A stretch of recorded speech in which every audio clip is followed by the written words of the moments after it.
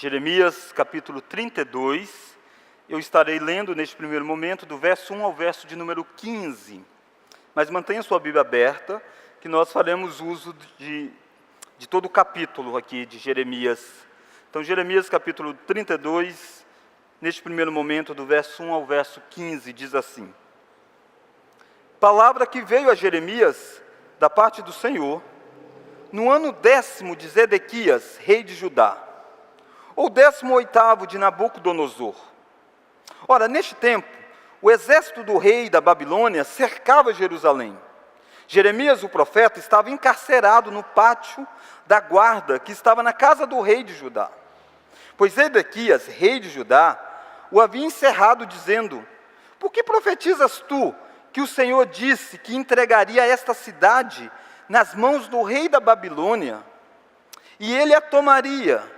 Que Zedequias, rei de Judá, não se livraria das mãos dos caldeus, mas infalivelmente seria entregue nas mãos do rei da Babilônia, e com ele falaria boca a boca, e veria face a face, e que ele levaria Zedequias para a Babilônia, onde estaria até que o Senhor se lembrasse dele, como este disse: E ainda que pelejasses contra os caldeus, não sereis bem-sucedidos?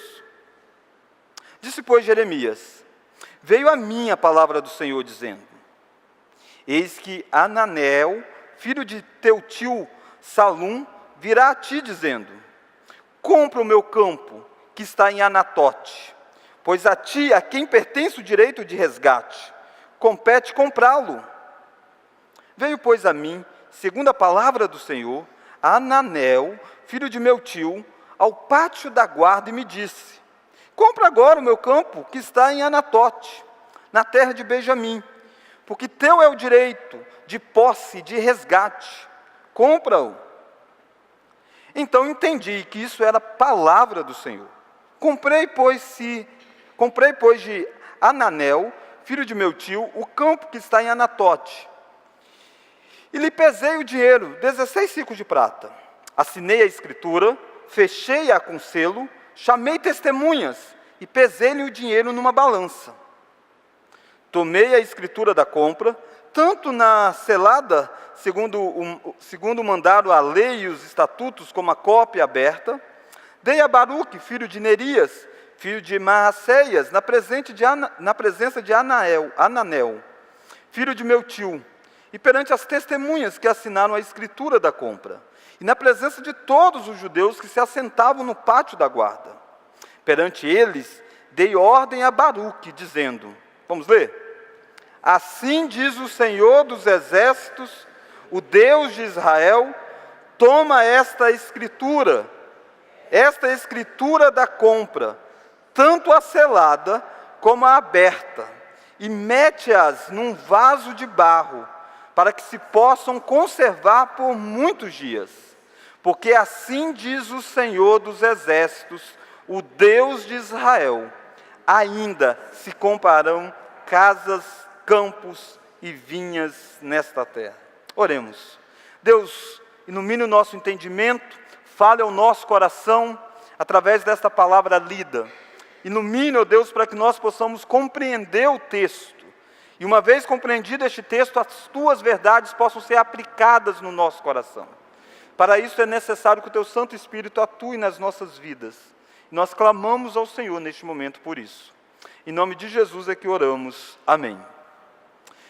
Irmãos, o livro de Jeremias e a vida de Jeremias é uma vida muito difícil. Um livro muito duro em alguns momentos. Um livro que fala de uma visitação que Deus faria em Israel, em Judá, de forma a punir os pecados de outrora que Judá havia cometido, que o povo de Deus havia cometido. E Jeremias foi o profeta chamado para anunciar esta mensagem. Jeremias foi o profeta chamado para pregar em uma das gerações mais incrédulas, e para pregar uma mensagem em que confrontaria o pecado do povo. E Jeremias vai passar por diversos momentos na história ao longo deste livro. E dentre esses vários momentos, Jeremias vai se deparar com um grupo de falsos profetas que viveram nos dias dele. E enquanto Jeremias anunciava dizendo, Deus vai punir Judá por causa do seu pecado, Deus vai punir o povo de Deus porque eles desviaram da lei do Senhor, os falsos profetas levantavam e diziam, paz, paz, estamos tranquilos, Deus se agrada de nós temos o templo do Senhor, nós temos a casa de Deus, Deus não irá nos disciplinar, Deus não irá nos punir. Jeremias viveu então, sendo quase que uma voz sozinha no meio deste cenário todo. E no meio deste contexto, Jeremias vai ser inclusive preso. Jeremias vai estar inclusive em um determinado momento em uma masmorra. E Jeremias vai ser o homem, como ele mesmo disse, que viu a ira de Deus, ele viu a aflição do povo, ele viu a vara disciplinadora de Deus. Jeremias profetizou sobre o exílio. Jeremias viu Judá sendo destruída, viu Judá sendo devastada. Jeremias escreveu um outro livro chamado Lamentações de Jeremias, onde ele chora profundamente por ver a sua cidade amada sendo totalmente devastada. Mas este capítulo 32, Jeremias é chamado a crer na graça restauradora de Deus. E este é o tema da nossa mensagem nesta noite. Um chamado a crer na graça restauradora de Deus. Nós somos chamados a crer que Deus é um Deus gracioso e que restaura o seu povo, por mais difícil que é a situação dele, por mais complicado que ele esteja passando, por mais disciplinador que seja o momento, a graça de Deus vai visitar o povo do Senhor no tempo de Deus para restaurá-los. E o capítulo 32, Jeremias então é chamado a crer nesta graça. E eu gostaria que nós pudéssemos olhar duas lições então nesta noite. A primeira delas é que Jeremias recebe uma ordem inusitada. Uma ordem inusitada. E qual que é esta ordem? Comprar um campo no pior momento da história. Eu não sei quantos aqui conhecem de mercado imobiliário, mas provavelmente você já ouviu histórias, se você não conhece, de como que às vezes parece ter uma grande oportunidade de negócio. E de repente, as pessoas investem e de repente se deparam com algo, uma catástrofe, alguma coisa, e aí aquele imóvel é desvalorizado. Ou de repente, compra em determinado lugar, e aí a prefeitura faz uma determinada coisa, ou alguém faz outra determinada coisa, e o bairro vai se perdendo, e aquele valor desvaloriza também. Mas o que dizer de comprar um terreno quando os inimigos estão a portas para invadir o país? O que dizer de comprar um terreno quando você recebeu da palavra de Deus, dizendo que Deus vai destruir a terra de Israel? É isso que é a situação de Jeremias. Jeremias vive em dias difíceis. Olha aí rapidinho o capítulo 32 comigo, uma ordem inusitada. Jeremias vai ser chamado a comprar um campo na cidade de Anatote, na região de Anatote. Anatote é a região natal de Jeremias. Olha aí o verso de número 2. Ora, nesse tempo, vamos ler? O exército cercava Jerusalém. Jeremias, o profeta, estava encarcerado no pátio da guarda, que estava na casa do rei de Judá. Olha que informação. No tempo em que Deus disse assim para Jeremias, compra um terreno em Anatote, os inimigos cercavam Jerusalém. Nabucodonosor já tinha organizado a sua tropa. E a tropa da Babilônia, que era a maior potência, já estava em derredor. Um ano depois, a Babilônia entraria definitivamente em Jerusalém e tomaria aquela cidade. Anatote provavelmente já estava sob dominação dos babilônicos. E babilônicos não é um povo qualquer. Babilônico não é um povo que tem um exército pequeno. A Babilônia é uma mega potência. É a maior nação da época, o maior poder militar da época. E aquele inimigo está em volta de Jerusalém, está tomando conta dos territórios. E Deus diz para Jeremias: compra um terreno, investe. Olha que ordem inusitada. Você deve estar assistindo o jornal e você vê aí que a cada pesquisa eleitoral, bolsa de valor sobe, bolsa de valor desce, e é um transtorno. Pensa, os inimigos às portas, os preços eram para cair. Na verdade, estavam sendo dados a preço de banana em outros terrenos. Na verdade, não tinha esperança, ninguém fazia negócio. Quem iria comprar uma terra que seria invadida pela Babilônia, que já estava sendo invadida? Mas mais do que qualquer conjectura humana, mais do que qualquer cenário humano, Deus tinha dito para Jeremias: a Babilônia vai invadir. Deus disse para Jeremias: a Babilônia vai invadir, e Deus disse para Jeremias: compra um terreno. Percebe como que a ordem é inusitada?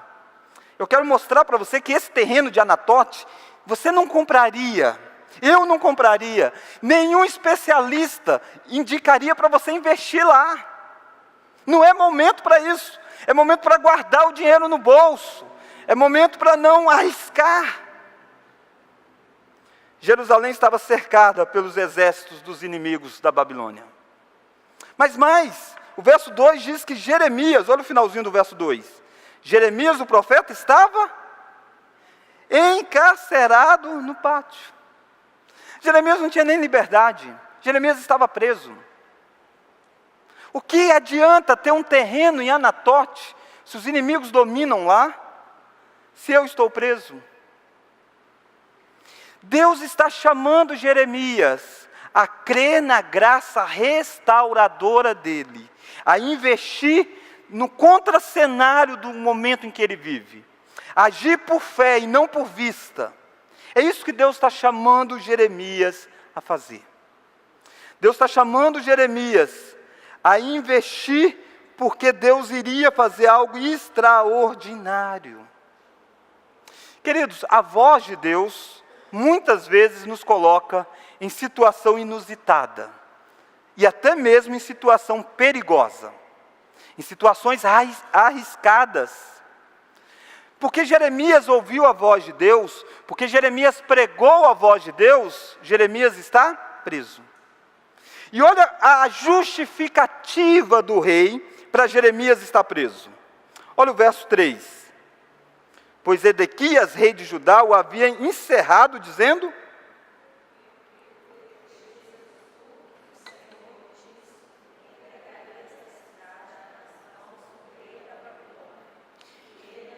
percebe? O rei prendeu ele porque ele profetizou que a cidade da Babilônia iria tomar Israel, tomar Judá, melhor dizendo. Olha o verso 4. Não apenas que Babilônia tomaria a cidade, mas também tomaria o próprio rei. Olha o verso 4. Que Zedequias, rei de Judá, não se livraria das mãos dos caldeus. Verso 5. E que ele levaria Zedequias para a Babilônia. Porque Jeremias não temeu anunciar a verdade de Deus, Jeremias foi colocado numa prisão.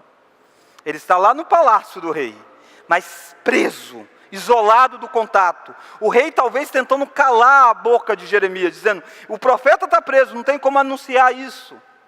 E à medida que Jeremias anunciava a justiça de Deus, a verdade de Deus, confrontava o pecado, o rei preferia ouvir os falsos profetas, aqueles que eu disse inicialmente, que anunciava paz, paz sobre Israel. Pensa você que essa história é longa, porque nós estamos resumindo. E Jeremias, enquanto estava solto, ele dizia: Deus vai disciplinar. O falso profeta dizia: não, Deus ama vocês, rapaz. Pode pecar tranquilo, não vai acontecer nada. Percebe que ouvir a voz de Deus e seguir a voz de Deus, às vezes nos coloca em situação arriscada. Porque os falsos profetas não ouviram a voz de Deus, eles estavam vivendo melhor do que Jeremias. E nós precisamos entender que ouvir a ordem de Deus é muitas vezes nos colocar sim em situação arriscada. Jesus disse isso.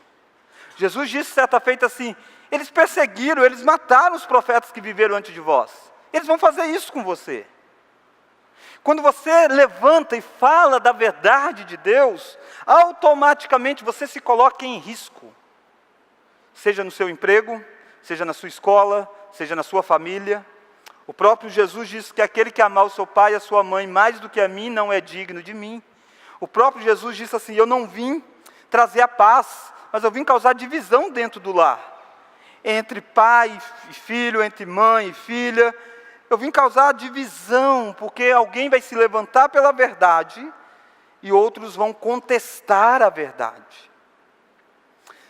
Esse texto do capítulo 32, Jeremias tem feridas emocionais, se nós fôssemos falar assim. Jeremias tinha obedecido à ordem de Deus e viu no que isso deu prisão para ele. Mas agora uma outra ordem de Deus chega para Jeremias, e a ordem é comprar um terreno. Será que Jeremias vai dizer: Deus, desculpa, a última vez que eu fui anunciar a sua voz, olha no que deu. A última vez que eu fui pautar a minha vida pelos teus princípios, olha no que deu. Sabe que às vezes eu e você fazemos isso? Às vezes eu e você, ao longo da vida, tomamos algumas decisões resolutos e dizemos: é porque Deus ordenou, e eu vou fazer isso. E de repente as coisas vão de mal a pior na nossa vida. E aí quando precisa de novo tomar a decisão, a gente diz: não vou tomar não. Porque Deus não foi fiel comigo, que é um erro enorme. Deus não tem que ser, não é Deus ser fiel conosco nessa perspectiva humana. Percebe? Jeremias está vivendo este drama. Primeiro o drama de olhar para a situação, não perceber um contexto favorável. É um contexto dos inimigos invadindo, olhar para a vida dele e não perceber nada favorável, ele está preso, e a voz de Deus manda ele fazer algo, parece inusitado, no contrafluxo da história, até mesmo no contrafluxo daquilo que ele já tinha ouvido várias vezes de Deus. Deus não está dizendo para Jeremias que ele não vai destruir Judá. Deus não está dizendo para Jeremias que ele não vai punir o rei Zedequias. Deus está reafirmando tudo isso, mas ele está mandando Jeremias comprar um campo. E a minha pergunta é: o que você faz com a voz de Deus que você ouve todos os domingos, por exemplo, pregada deste púlpito? Com a voz de Deus que você ouve todas as vezes que você abre a sua Bíblia? Será que você tem se submetido à voz de Deus, mesmo que ela coloque você em situação arriscada? Será que você tem se submetido à voz de Deus, mesmo quando ela não vai trazer benefícios para você a curto prazo? Como pastor, às vezes você conversa com pessoas que estão abraçando a fé, e muitas vezes empolgados, mas muitas vezes sem olhar para a frente, e abraçando um falso evangelho. Abraçando um evangelho água com açúcar. Abraçando um evangelho que promete vida fácil. E na primeira dificuldade, essas pessoas abandonam a igreja. Porque elas não abraçaram o evangelho de Jesus Cristo, mas abraçaram um evangelho utilitarista. Um evangelho que vai trazer benefício a curto prazo. Comprar um terreno não iria trazer benefício nenhum para Jeremias. Jeremias estava preso. E Jeremias morreria antes de Deus restaurar Israel. Mas a ordem é comprar um terreno. E Jeremias faz isso. Então a primeira lição é uma ordem inusitada. Jerusalém estava cercada pelos exércitos inimigos. Jeremias estava preso. A palavra de Deus convocou Jeremias a investir em tempos de crise. Olha aí comigo o verso 6. Disse, pois, Jeremias: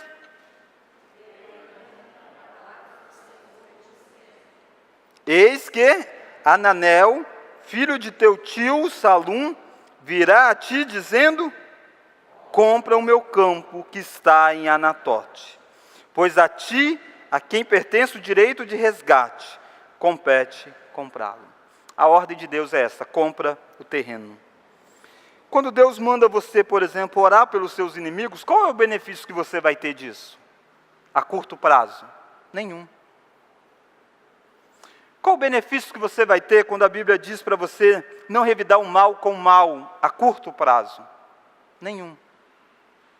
Há muitas coisas que a Bíblia ordena eu e você a fazermos, que não vai ter benefícios a curto prazo. Mas é a voz de Deus, e nós precisamos cumprir. mesmo que doa no nosso próprio sentimento. Comprar um terreno não traria nenhum benefício para Jeremias a curto prazo. Mas é a voz de Deus e ele vai obedecer. Uma ordem inusitada, sempre é dada todas as vezes que você lê a palavra do Senhor. Segunda lição e última lição. Um ato de fé em crer na palavra do Senhor. Se a primeira é uma ordem inusitada, segundo é um ato de fé em crer naquilo que Deus ordenou. Olha aí comigo o verso 8. Veio, pois, a mim, segundo a palavra do Senhor, Ananel, filho de meu tio, ao pátio da guarda, e me disse, vamos ler?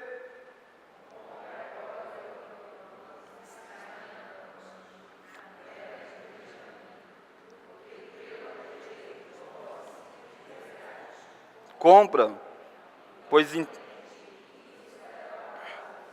verso 9, comprei, pois, de Ananel, filho de meu tio, o campo que está em Anatote, e lhe pesei o dinheiro, 17 ciclos de prata. Esse homem recebe a visita do seu primo, e aqui há uma lei em Israel, que é a lei do resgate da propriedade. Se alguém ficasse devendo, ele poderia pedir um parente que pudesse comprar a terra. E o parente então compraria aquela terra e beneficiar aquele que estava devendo, e a terra não sairia da família. É isso que esse primo está fazendo. Esse primo está procurando Jeremias e dizendo, Jeremias, compra a terra, cabe a você. A gente não sabe sobre este primo, a Bíblia não fala sobre ele. Talvez ele estivesse olhando e dizendo, do que vai me adiantar esse campo? Os dias estão contados, Babilônia já invadiu, o rei vai cair, vai trocar o governo, a gente não sabe o que vai dar no futuro. Para que eu quero esse campo? Eu vou dar um jeito de passar esse campo. E ele vai até Jeremias. Mas esse campo, irmãos, esse campo está onde? Na terra prometida, na terra de Deus. É a terra da aliança, é a terra que Deus deu para Israel, é aquela terra bonita de toda a história do Antigo Testamento, é aquele campo, faz parte daquela terra, e esse homem está desfazendo deste campo, talvez por não crer mais que Deus pudesse trabalhar em Israel, na história do povo de Deus, talvez ele tivesse ficado devendo pela má administração dos seus próprios recursos. O fato é que ele está abrindo mão de algo precioso da terra, porque os dias eram maus. E Jeremias vai lá e compra aquilo. E o texto diz que ele comprou, pesou numa balança, pagou aquilo. Mas mais do que você pensasse, ele fez isso para ajudar um primo ou algo assim. Não, ele comprou essa terra por causa de um ato de fé. Por que Jeremias compra esse campo? Porque ele crê em Deus. Olha aí comigo o verso de número 10.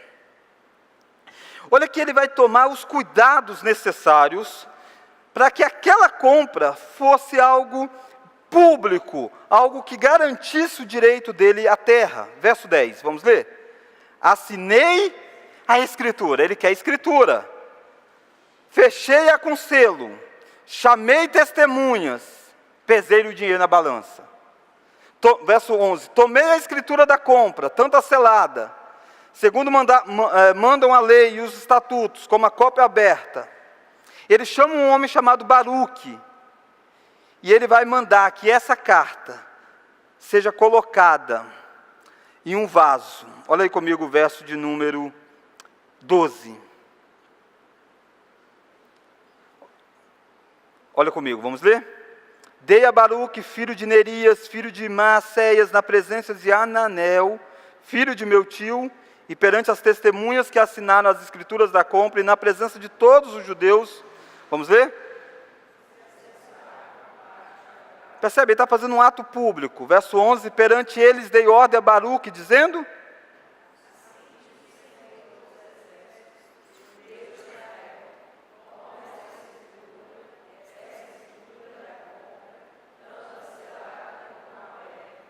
E mete-a num vaso de barro, para que se possa conservar por muitos dias.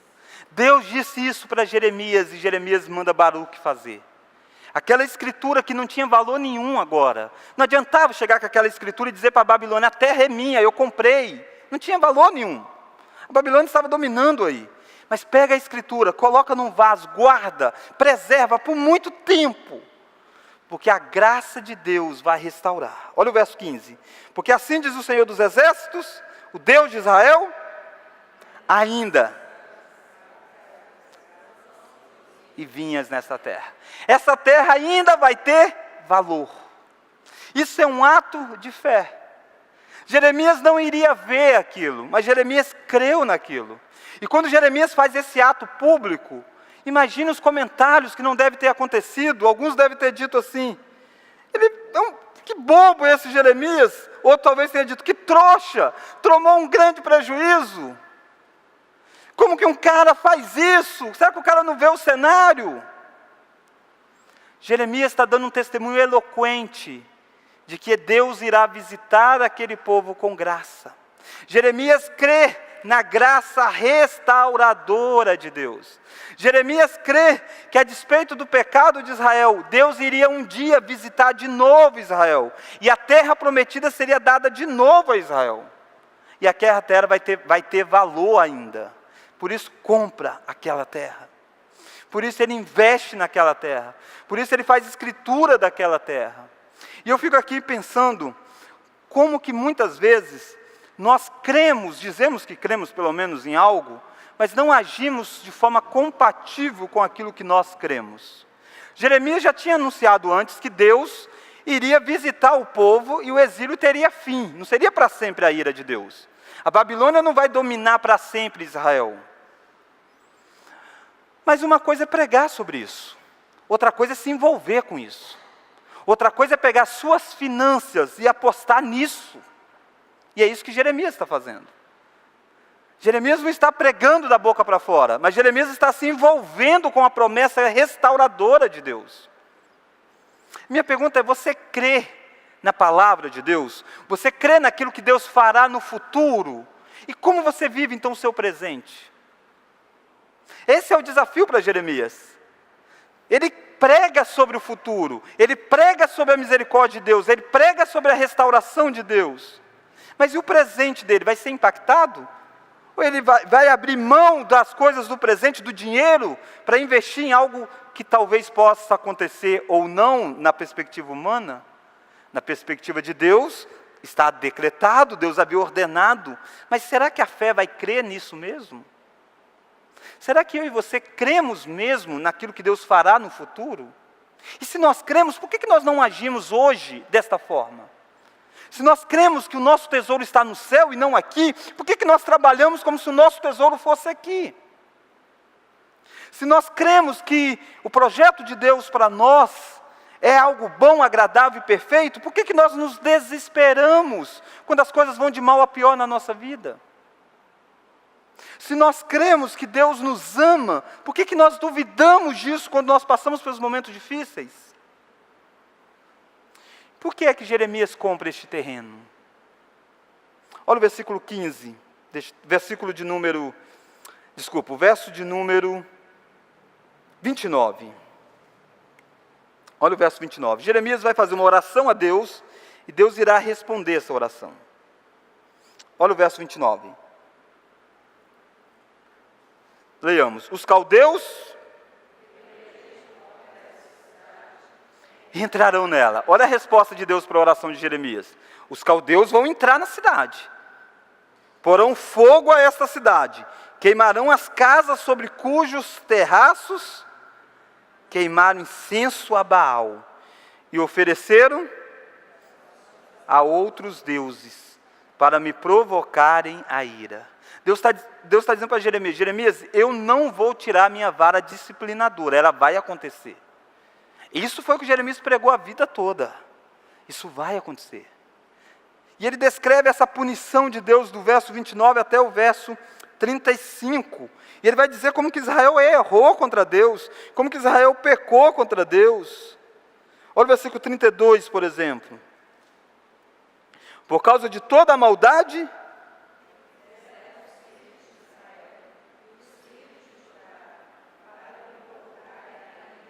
eles, os seus reis, os seus príncipes, os seus sacerdotes, os seus profetas, como também os homens de Judá, e os moradores de Jerusalém. Percebe? Governantes, pessoas, todos se depravaram, todos quebraram a lei do Senhor. Mas olha o verso de número 36. Agora, pois, assim diz o Senhor, o Deus de Israel, acerca desta cidade, da qual vós dizeis: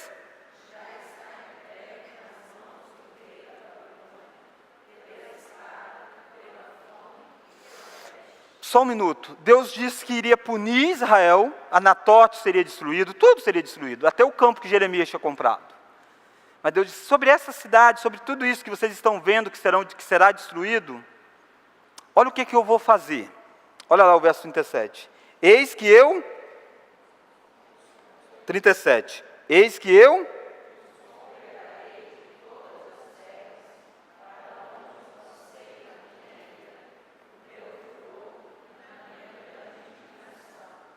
tornarei a trazê-los a este lugar e farei que nele habitem seguramente. Verso 38. Eles serão o seu Deus. Percebe a graça restauradora de Deus sendo prometida. Olha o verso de número 42. Assim como fiz vir sobre este povo todo este grande mal, assim lhes darei todo o bem que lhes estou prometendo. Israel seria levado cativo para a Babilônia, ficaria em torno de 70 anos lá. Mas Deus os congregaria de volta. Deus daria de volta a terra prometida. Verso de número 43. Comprar-se-ão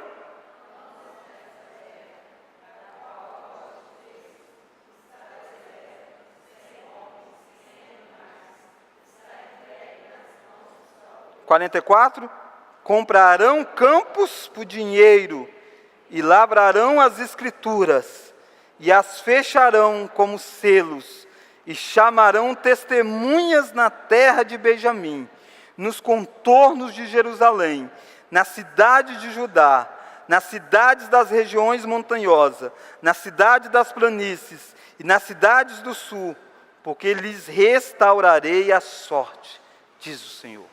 Jeremias estava fazendo um grande negócio em comprar o campo de Anatote. Porque mais de 70 anos para frente, Deus iria restaurar aquela terra. E aquela terra iria valer muito sim. Jeremias não iria ver aquilo. Mas Jeremias estava crendo naquilo que Deus faria. Por isso ele tira e paga pelaquela terra. Por que é que Jeremias faz isso? Porque Jeremias crê que onde abundou o pecado, superabundou a graça de Deus. Jeremias crê em um Deus restaurador. Jeremias crê em um Deus de aliança. Jeremias crê em um Deus que prometeu a Abraão, dizendo: Abraão, em ti serão benditas todas as famílias da terra. Jeremias crê em um Deus que diz: eu tirei vocês e amo vocês. Jeremias crê neste Deus e diz: não é o pecado deste povo que vai separar Deus definitivamente deste povo. Deus vai disciplinar este povo. A vara do Senhor vai correr. Jerusalém será destruída, devastada. Mas ainda Deus vai restaurá-los. Sabe por que Jeremias crê em tudo isso? Porque muita coisa ainda tinha que acontecer na história de Israel. Olha, por exemplo, o capítulo 33. Se Deus deixasse Israel ser destruída pela Babilônia, algumas coisas ficariam totalmente complicadas na história bíblica.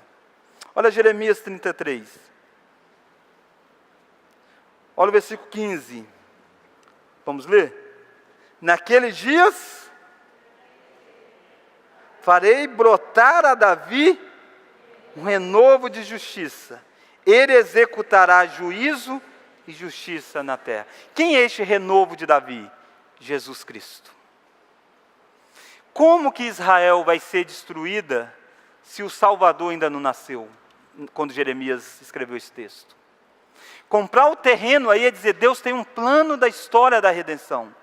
Tem que vir um descendente de Davi, que vai reinar sobre todos, que vai trazer justiça. Então Israel não será destruída. E ele compra a terra. Ele crê na palavra de Deus. Ele crê no propósito de Deus na história da redenção.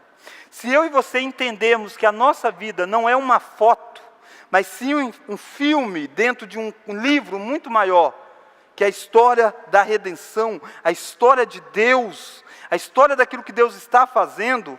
Nós podemos agir com fé no dia de hoje, no momento de agora. Nós podemos crer, porque nós sabemos que a história toda está nas mãos do Senhor. Jeremias sabe que Deus amou Israel, e não seria o pecado de Israel que o tiraria deste amor eterno que Deus tinha tido com aquela nação naquele tempo. Jeremias sabia que Deus tinha uma história para cumprir em Israel. De um descendente de Abraão tinha que nascer o Salvador do mundo. Da casa de Davi tinha que nascer Jesus Cristo. É olhar para o futuro faz com que eu e você possamos viver no presente. É olhar para a Escritura como um todo faz com que eu e você acreditemos naquilo que Deus falou no já, no agora. Eu sei que no tempo de hoje muitas dúvidas rondam o nosso coração, muitas inseguranças, muitas incertezas, mas nós precisamos crer naquilo que Deus falou. E Deus, por exemplo, disse que Ele faria nova todas as coisas. Ele disse que eis que eu crio os novos céus e nova terra. Quando nós olhamos para o mundo atual e contemplamos a tristeza do pecado reinando no nosso meio, muitas vezes nós esquecemos daquilo que Deus fará, da restauração grandiosa que Deus fará. Naturalmente que a restauração grandiosa de Deus também virá após um ato de disciplina do Senhor. Deus também vai destruir, e destruir aqueles que não estão em Cristo, lançando-os no tormento eterno. Mas para o povo de Deus, para aqueles que são da aliança do Senhor, dias novos surgirão. Novos céus e nova terra brotará. Onde não haverá mais choro, não haverá mais angústia, não haverá mais perseguição. Onde Ele enxugará dos olhos toda lágrima. É crer no futuro faz com que nós nos alegremos no presente, mesmo que os inimigos estão à porta. Mesmo que estamos para ser saqueados. Mesmo que estamos para ser entregues.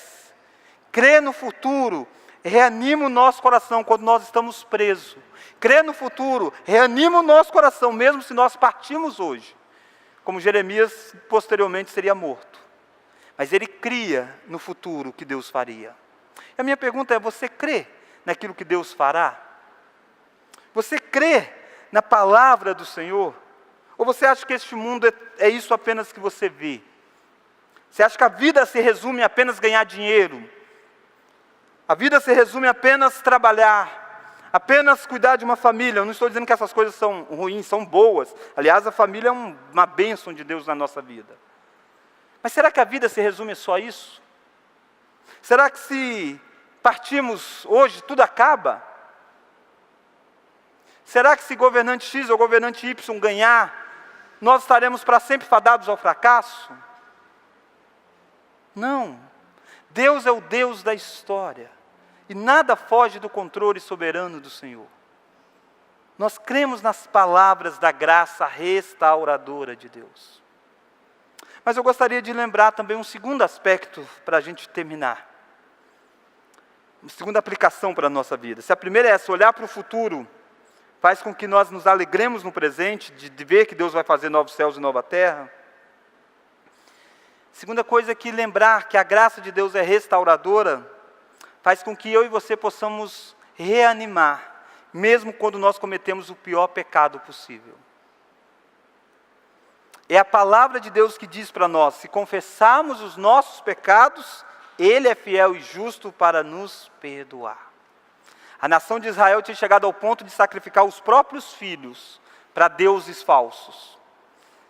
A nação de Israel tinha chegado ao ponto de levar para dentro do templo do Senhor altares e mais altares de deuses falsos.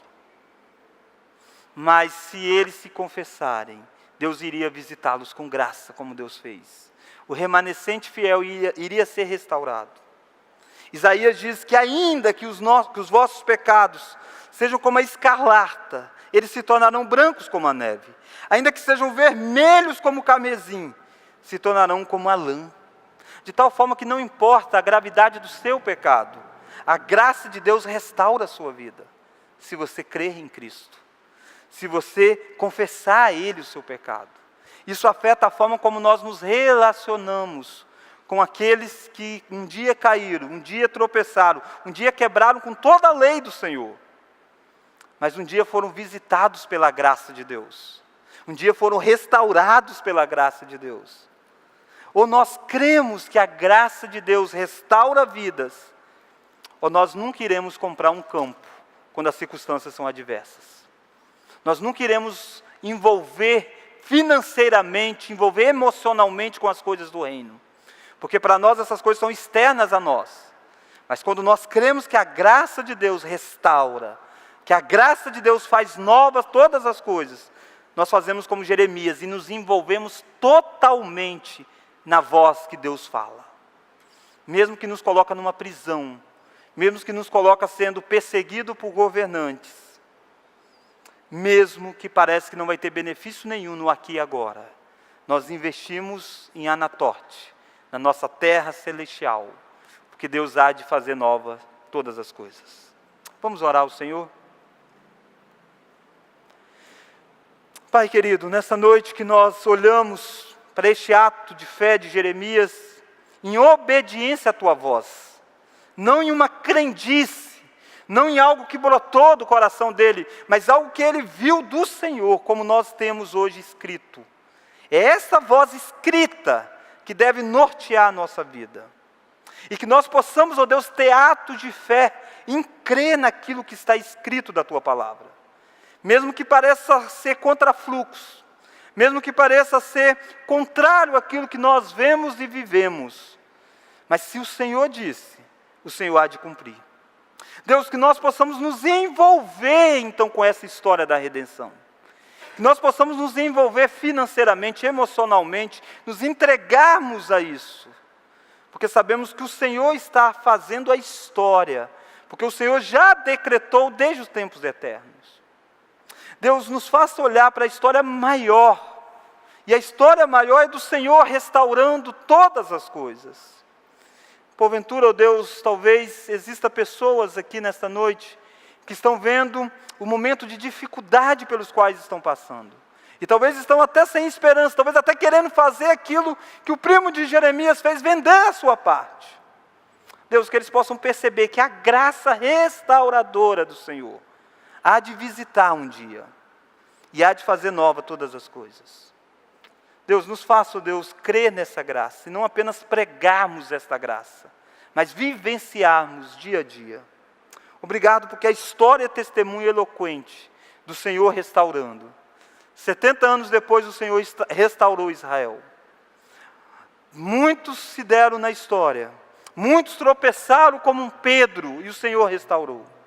E ainda hoje, muitos têm tropeçado, mas o Senhor tem restaurado, porque é a Tua graça que nos visita. Que a Tua graça possa nos visitar nesta semana. No nome de Jesus Cristo, este que conquistou para nós o direito de termos graça diante do Teu trono. É no nome dele que oramos. Amém.